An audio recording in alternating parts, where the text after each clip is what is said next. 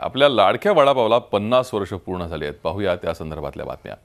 मुंबईत वडापाव म्हटलं की आपल्याला चटकन आठवतो तो कीर्ती कॉलेज जवळचा वडापाव। अतिशय चविष्ट आणि ताजा वडा आणि लज्जतदार चुरा हे कीर्ती वडापावचं वैशिष्ट्य। अशोक ठाकूर या मराठी गिरणी कामगाराच्या मुलानं पोटाची खळगी भरण्यासाठी वयाच्या 18व्या वर्षी कीर्ती कॉलेज जवळ वडापावची गाडी सुरू केली आणि आज त्यांची कीर्ती देश परदेशात पसरली आहे। पाहुयात कीर्ती वडापावचे मालक अशोक ठाकूर यांच्या संघर्षमय प्रवासाची ही कहाणी।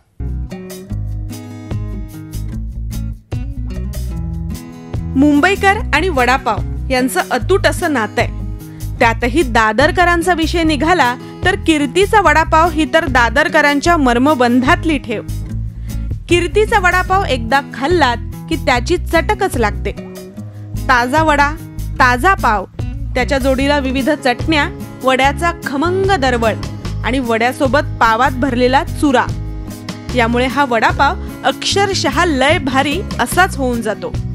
कीर्तीचा वडापाव आज मुंबईकर खवय्यांच्या गळ्यातला ताईत झाला असला तरी या वडापाव व्यवसायानं एका कुटुंबाला खडतर आयुष्यात साथ दिली आहे। हा वडापाव चालवणारे अशोक ठाकूर यांनी 1978 मध्ये वयाच्या 18व्या वर्षी वडापावची गाडी सुरू केली।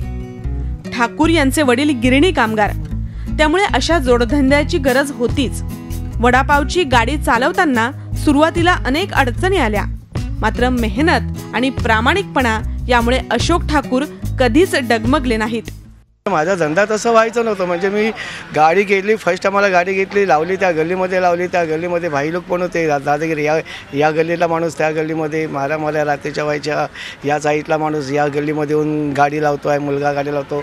व त्या सगळ्या गोष्टी सगळ्यांच्या याच्यावर मात करून मी ती गाडी लावली। या वडापावच्या व्यवसायावर ठाकूर यांनी संपूर्ण कुटुंबाला आधार दिला।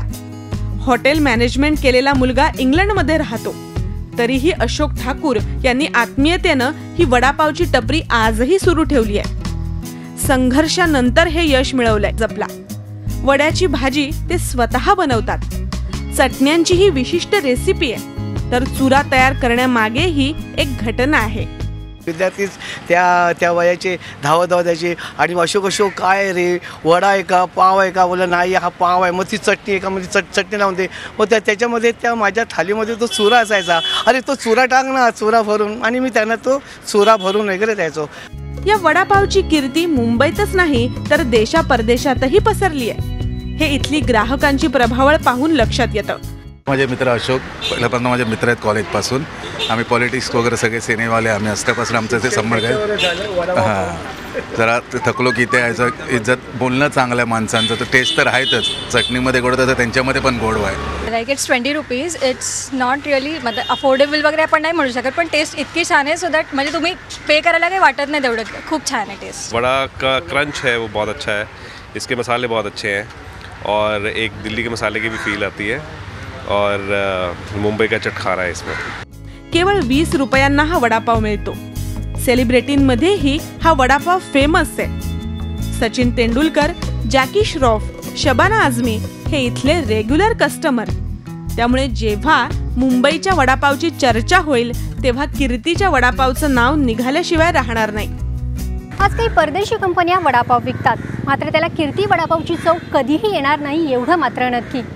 अशोक ठाकूर या मराठी माणसानं वडापाव या मराठी पदार्थाला वलय प्राप्त करून दिलं आणि बाजारपेठही मिळवून दिली असं म्हटलं तर वावगं ठरणार नाही। व्हिडिओ जर्नलिस्ट धीरज चुपकरसह Megha Kuchik, Zee media, Mumbai. Zee 24 तास रहा एक पाऊल पुढे।